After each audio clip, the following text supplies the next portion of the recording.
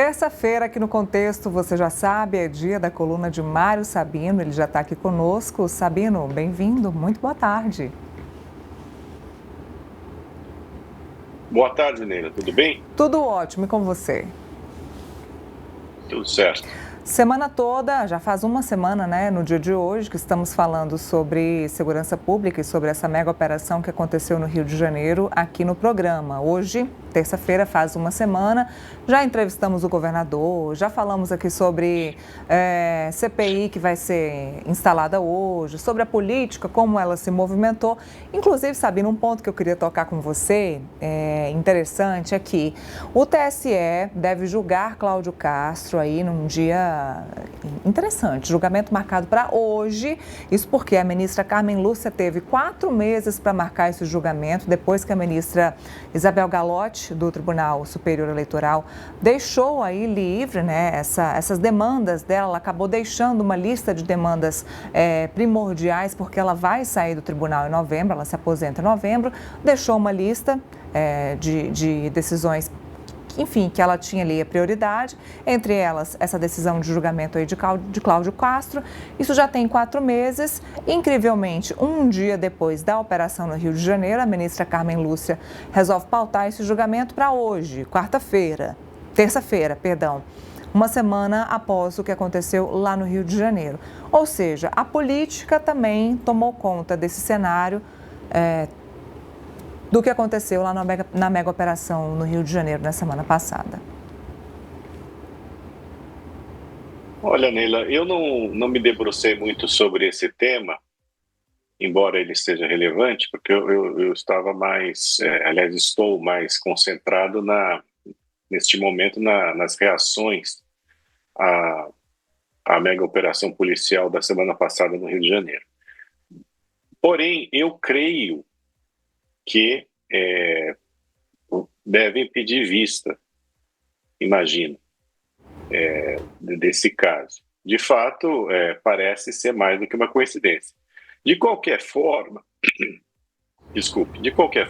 o ministro Moraes, que esteve ontem com o governador, né, lá no Centro de Coordenação da Polícia Carioca e tudo mais, aparentemente ele ficou satisfeito com as explicações que já foram dadas, pelo que transpirou pela imprensa.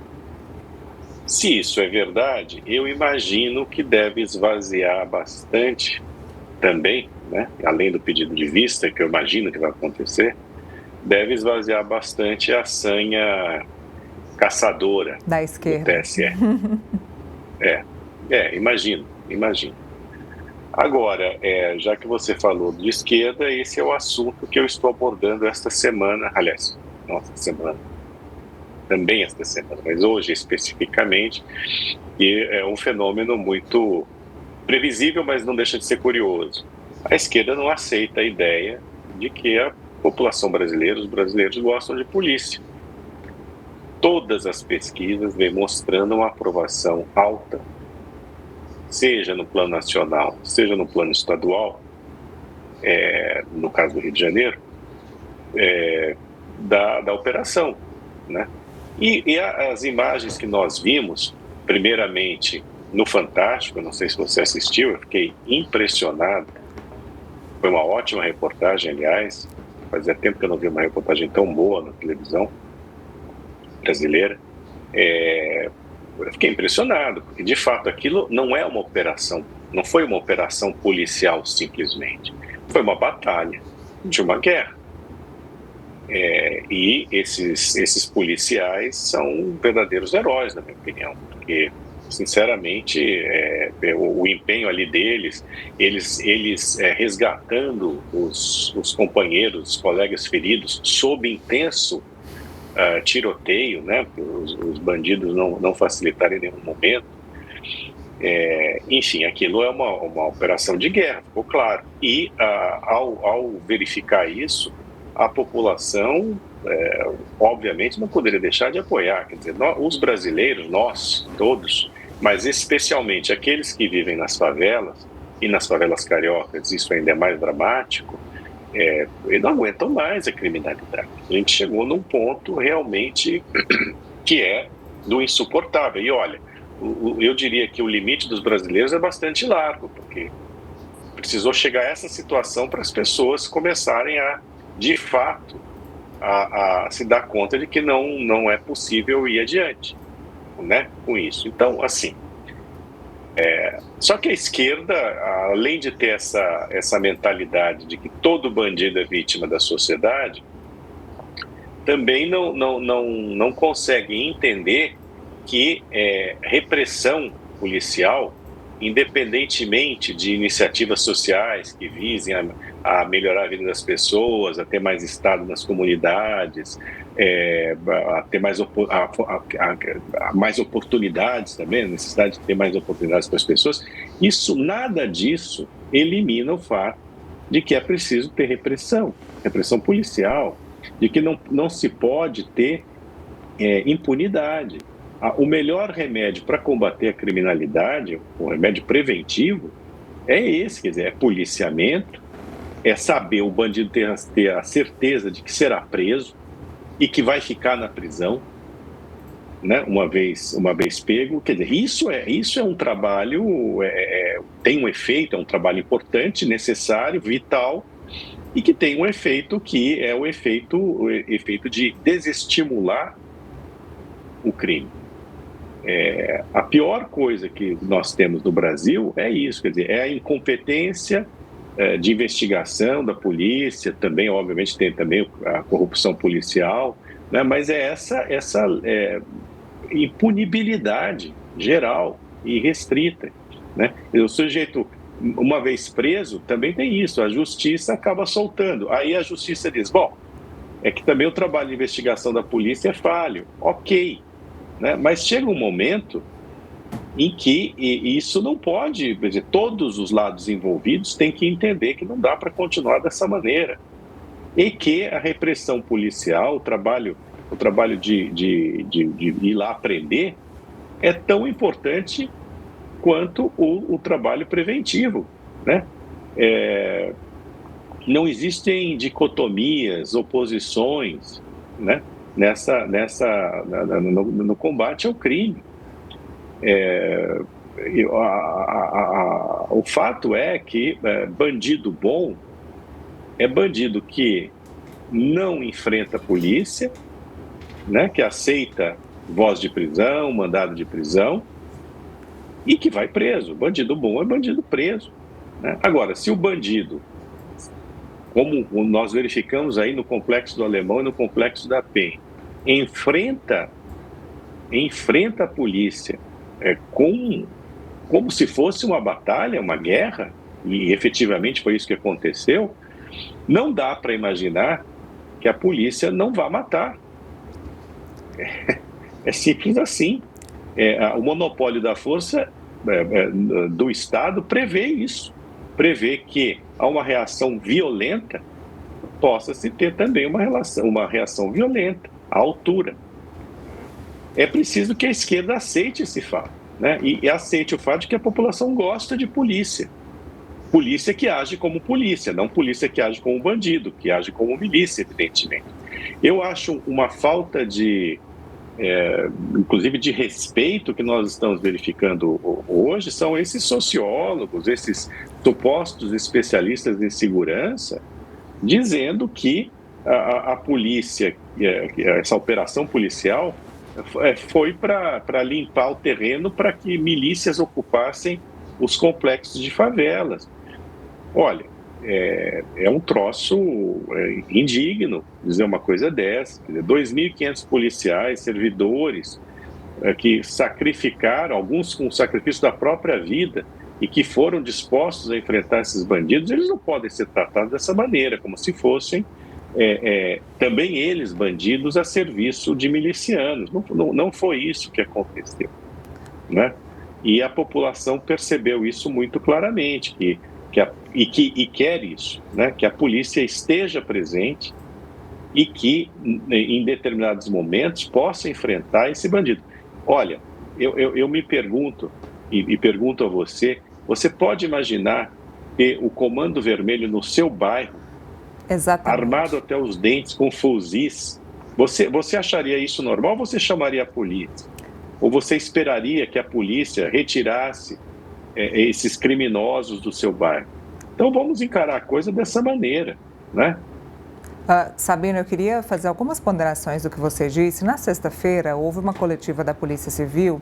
Você falou sobre reincidência, né? Esses bandidos que são presos, depois são soltos. Olha, na sexta, haviam 117 mortos confirmados. Hoje já subiu para 121, se eu não me engano, a produção aqui confirma para mim. Mas na sexta, haviam 117 mortos confirmados nessa operação. 99 haviam sido identificados. 98 deles com relevante histórico criminal e 40 deles são de outros estados do país, ou seja, 98 pessoas já tinham um histórico criminal gravíssimo, relevante e gravíssimo. Pessoas que já estavam no mundo do crime. O restante, poucas outras pessoas não estavam no mundo do crime e agora já estão. Outro dado, Sabino, que eu queria colocar, eu pedi para a produção separar as artes que você citou também, que a população é favorável à questão da entrada da polícia e à questão da mega operação no Alemão e na Penha. A Quest, a Datafolha, fizeram essas pesquisas aí na sexta-feira e ao longo do final de semana. Sai o resultado na sexta, no sábado, no domingo e na segunda-feira. A gente tem os resultados. Eu queria que a produção colocasse, dividisse tela aí com a gente. 2 pontos importantes. Uma pergunta foi feita se a população era favorável, foi favorável àquela mega operação. Aqui, na sua opinião, a operação foi um sucesso, então 58% daqueles entrevistados entenderam que a mega operação foi um sucesso. Então foram entrevistados pessoas de várias cidades do Rio de Janeiro, então a população fluminense. E tem uma outra pergunta que era sobre classificar os grupos criminosos como terroristas. Houve também essa pergunta, a gente tem, produção, aqui. Enquadrar organizações do crime organizado como organizações terroristas. Você é a favor ou contra? 72% dos entrevistados são favoráveis a colocar e enquadrar as organizações do crime organizado como organizações terroristas. Ou seja, assim como você trouxe para a gente, a população segue a favor da operação. Sim, quer dizer, eu não sei se enquadrar essas facções criminosas como grupos terroristas, isso ajudará no combate a elas. Agora, de qualquer forma, nós não estamos assistindo a um episódio normal de polícia. Essas facções criminosas, de fato, dominam territórios, impõem a sua própria falta de lei, né, aos moradores dessas favelas, dessas comunidades, e isso é intolerável. Não é possível que nós aceitemos um estado de coisas como esse. Então, o que você está vendo espelhado nessas pesquisas, independentemente da pergunta que se faça, é a necessidade dessa criminalidade brasileira baixar a ponto a patamares normais, digamos assim. É impossível você acabar com o crime nas sociedades, nas diversas sociedades, mas é possível levar os índices de criminalidade a patamares, digamos assim, mais civilizados. É um grito de socorro, das pessoas, entendeu? Então, assim, independentemente ao que elas respondem, elas estão pedindo socorro, especialmente a população mais pobre, a população que vive nessas favelas diretamente sob o jugo desses traficantes. Então,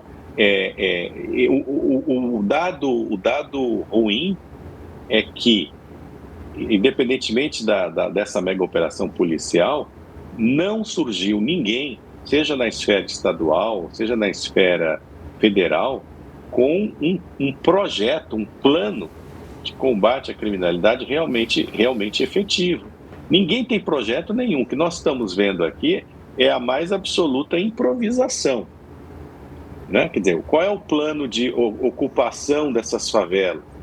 Mas ocupação para valer, né? Qual é o plano de combate, as metas para combater o Comando Vermelho, o PCC e outras facções? A gente não pode esquecer, hoje, se eu não me engano, houve uma operação na Bahia, mas a gente não pode esquecer que o Nordeste está enfrentando uma verdadeira epidemia Sim.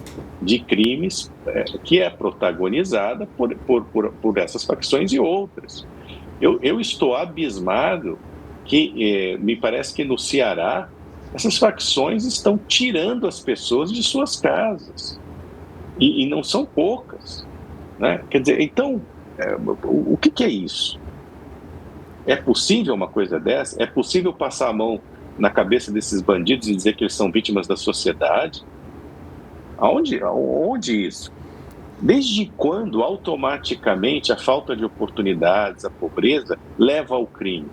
Isso, na minha opinião, é estigmatizar a gente pobre, Sim. porque a maior parte, a esmagadora maioria das pessoas que não tiveram oportunidades, que vivem em favela, é composta por trabalhadores, por gente que quer melhorar de vida, por gente que quer enviar seus filhos e faz isso, né? A faculdade, em busca de um padrão de vida melhor, de oportunidades melhores. Então, assim, não é verdade, não é verdade que a pobreza leve necessariamente ao crime, à contravenção, à delinquência.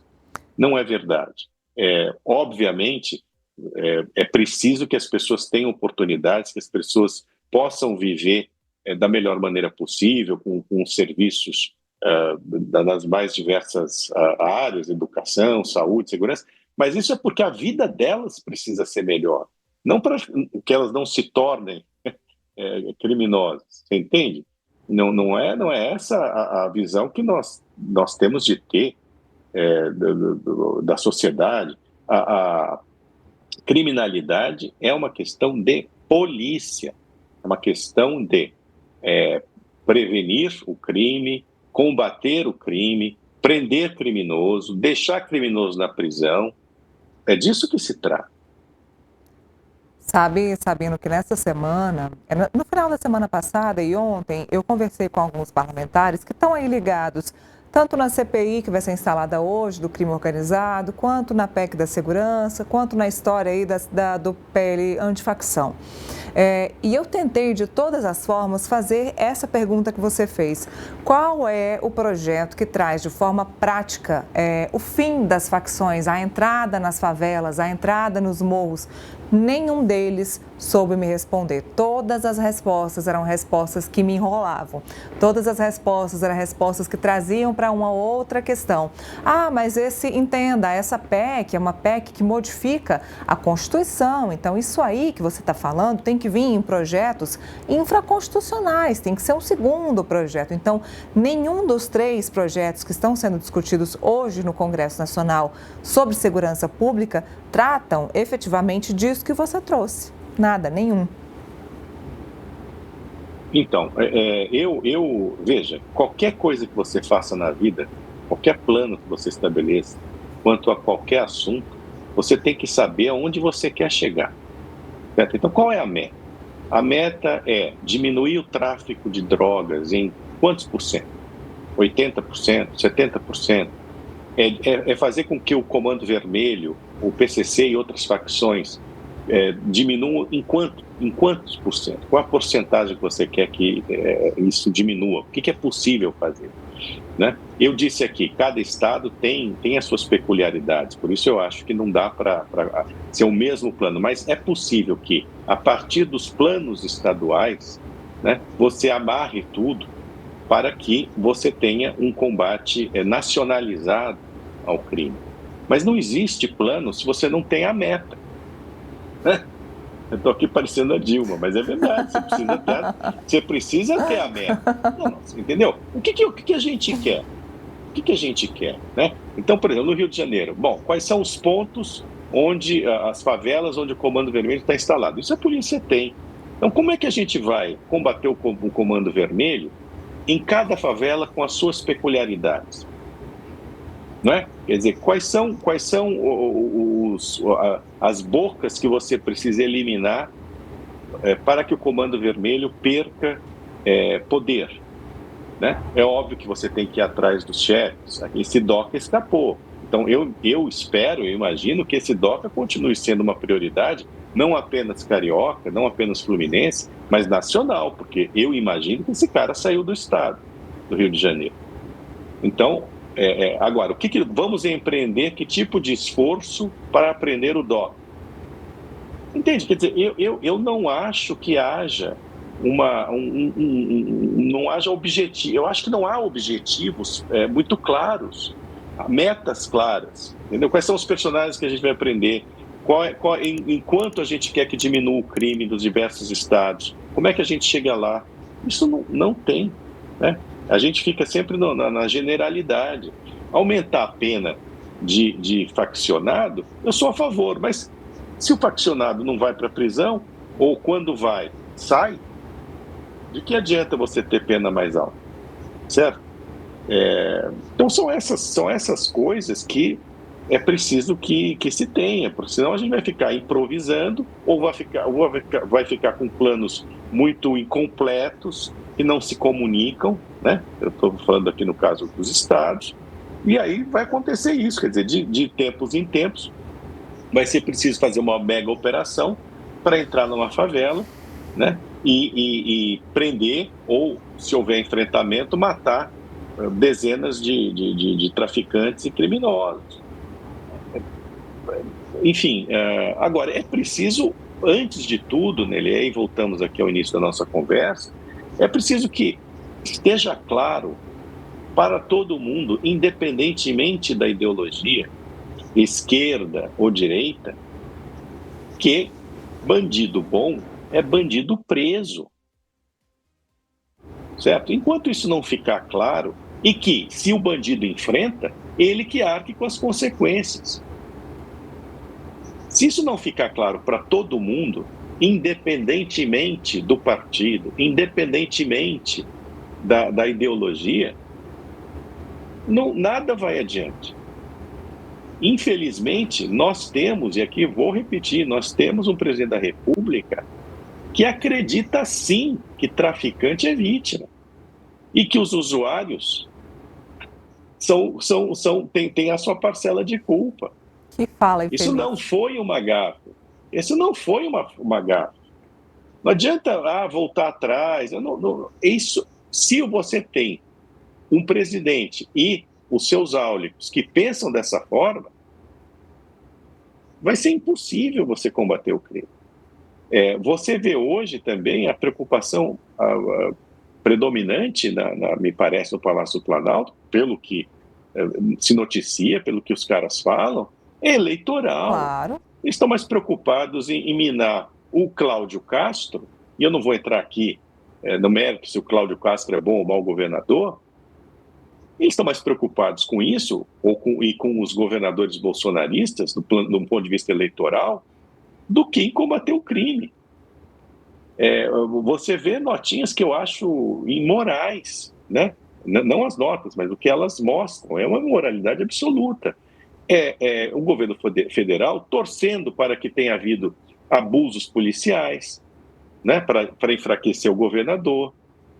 Apostando no tempo para que o Comando Vermelho volte a se fortalecer nessas favelas. E aí para mostrar que a ação policial não foi efetiva. Quer dizer, é apostar no quanto pior, melhor. Eu nunca vi uma coisa dessa. Quer dizer, vejo no Brasil, não vejo no mundo que tem um mínimo de civilização. Então, assim, enquanto nós não superarmos uma visão ideológica e uma visão político-eleitoral circunstanciada no tempo e no espaço, porque nós teremos uma eleição no ano que vem, enquanto a gente não superar isso e entender que não é possível você ter um país com os níveis de criminalidade do Brasil, não é possível, isso não é um país, isso não é uma nação, isso é um cenário de guerra. Enquanto a gente não perceber isso, enquanto não haverá plano, e inocentes continuarão a morrer pelas mãos dessa bandidagem. Não é normal, gente. Não é normal. Nada disso é normal. e no seu cotidiano também, não é normal você não poder falar no celular na rua com medo de ser assaltado e morto. Isto não é normal. Não é normal. O gringo que vem aí, chega aqui e que vai falar no celular e que acha que pode andar na rua tranquilamente, ele não é o idiota. Idiota é você. Sou eu. Entendeu? Que aceitamos, que nos adaptamos a essa realidade absolutamente fora de norma. Adaptamos, é O verdade. normal não é o bandido, o normal é o sujeito honesto. Né? A gente fica aqui, o gringo, como é bobo, como é idiota, não sei o quê, com o celular, falando celular, andando com um relógio caro na rua. Não, o idiota é você. O idiota sou eu. Enfim. Acompanhemos, vamos ver se algum desses projetos vão conseguir solucionar ao menos um dos pontos que são de fato relevantes nessa questão da segurança pública. E tem a questão eleitoral, né? Lembrando que esse governo começou o seu governo já pensando em reeleição, o que é um grande problema, mas isso é papo para um outro momento. Obrigada, Sabino, obrigada por toda a análise e pelo papo aqui de hoje. Obrigado, Neila. Até a próxima. Tchau, até a próxima.